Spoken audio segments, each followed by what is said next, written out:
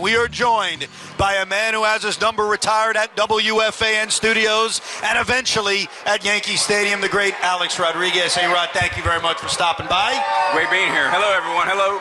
By the way, I just want you to know the guy dressed in orange and blue face paint is responsible for your number being retired at WFAN. He's a huge fan and is going to want to hug you before you leave the set, okay? I appreciate that. That's At least you're wearing dark clothing. Yeah.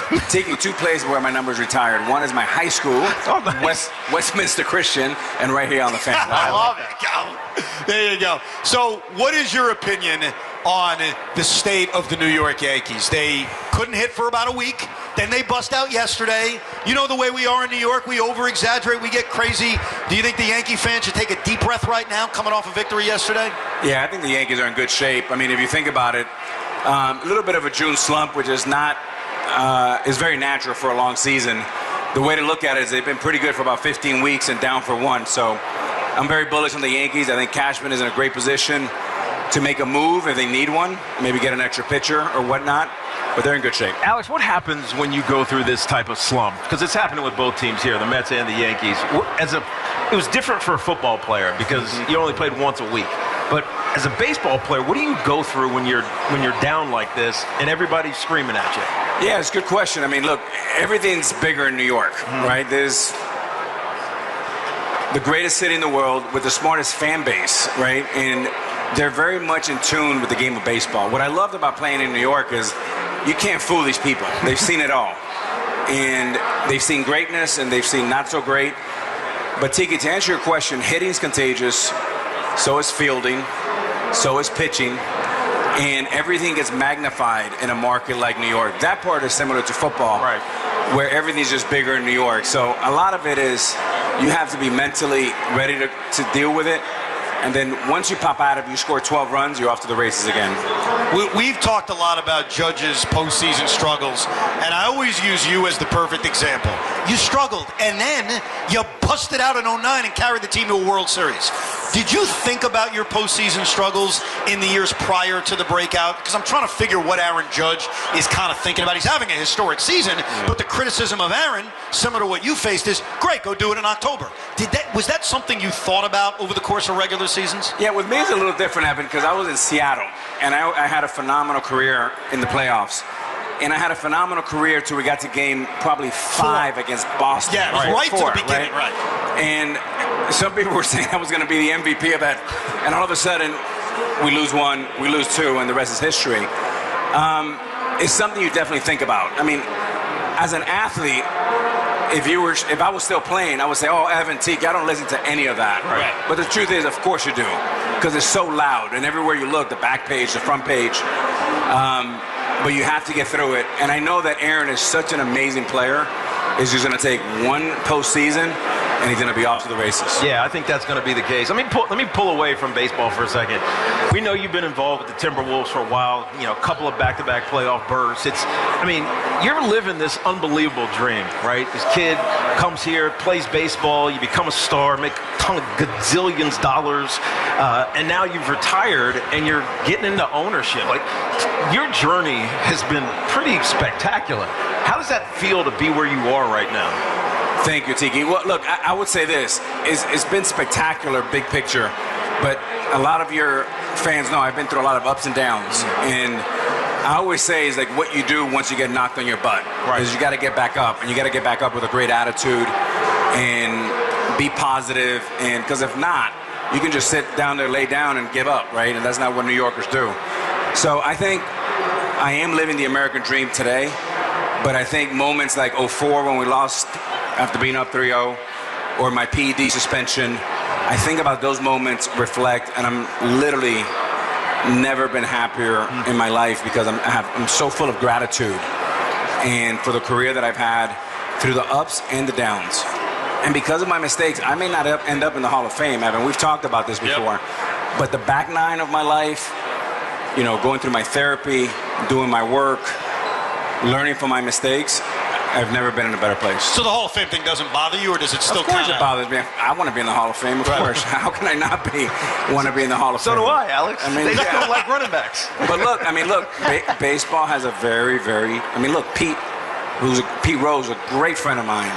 It just breaks my heart that he's going to get in now, but I actually feel that if he would have got in, he probably would have lived another 5 years. Really? Because I've never met anyone that loves baseball more than Pete Rose. And it broke my heart that he couldn't get in while he was alive. But baseball is tough, right? If it's a lifetime sentence, it is a lifetime sentence. I got to do my time and live it forever. But then I have to pivot and take that energy into something else. Do you officially own the T-Wolves yet, or is this still a transition period? Well, we've been part of the ownership group now for 5 years, and hopefully soon we can close on the remaining. So when they asked, when James Dolan made the phone call and said, we want to hire your head coach, did you curse him out, or how did that kind of no work? Was it a hell no? Was it an F no? How'd that go? No, I have so much respect for the Knicks. And you know, what's awesome about, I'm not going to answer that question. So there's a quick pivot. What is awesome about New York, Tiki, you know that. Answer the question you want to answer, not the one that's asked. You're a Giant, I'm a Yankee for life, right? But there is something special about the city when the Knicks are on fire.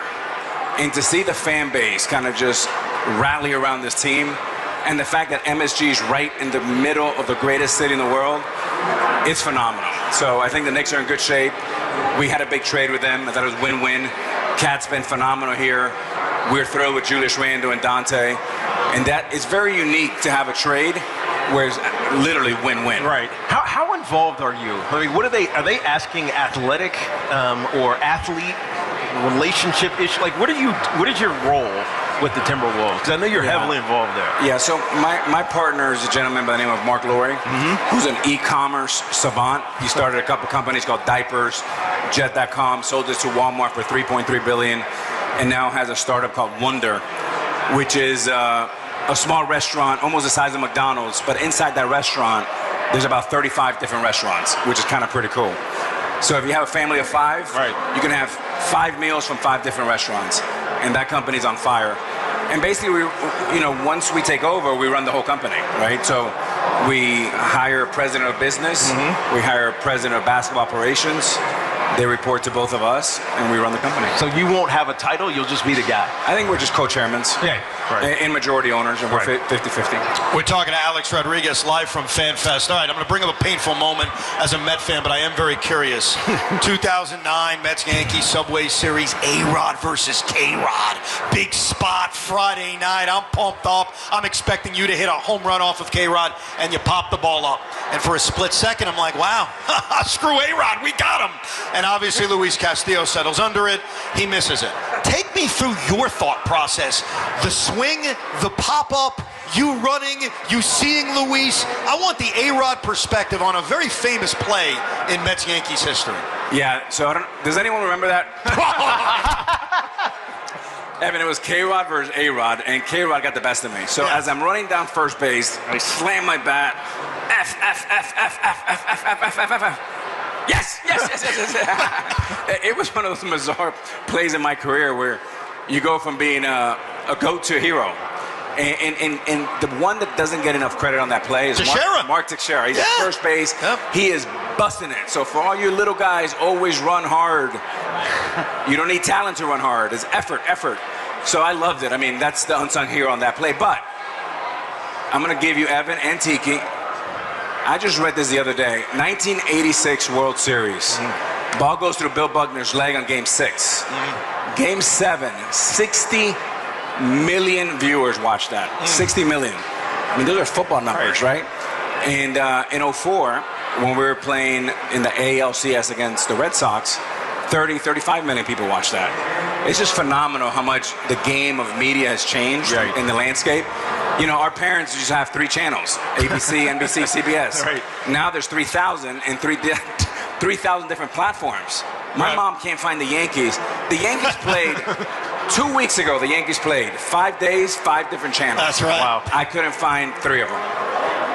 That's why I don't think we'll ever get those kind of rating numbers you just mentioned. Impossible. Like, football's the only sport. People give up on it. Yeah, football's the only sport. Yeah. So we're here at Fanatics Fest. First of all, you're enormous, so you stand out above everybody else. But what does being here at Fanatics Fest mean for you? Ruben's done a hell of a job putting this all together for the 2nd year in a row. It's just gotten bigger. Kids are here. These are my Forum Park kids down here in front of us, Berkowitz's kid. Like, what does this mean to you to be amongst all these people who really love and adore you, man? Well, Michael Rubin, you mentioned it. He's become like the Jeff Bezos of sports. I mean, truly what he's done here, and to bring Fanatics in the Mecca in the middle of New York City in this great venue with all these awesome fans. Hey, look, I would say the world's never been more divided, and sports and music brings people together. Right. And you have Yankee Stadium, Citi Field, MSG, people hugging and screaming. Nobody cares about any of the nonsense and any of the noise, but our team is winning. Tiki, you remember when we grew up, Evan, we would say, we're all 10 years old, like these kids' age, and we'd say, what team do you like? What team do you like? What music do you like? What music do you like? We're best friends, and we become friends for the next 30 years. Right. I miss those days. I get you. Yeah. One last thing, very important. Later today, we're going to find out through a vote we did here at WFAN who the active king of New York sports is. And Jalen Brunson's getting a lot of attention. Aaron Judge is getting a lot of attention.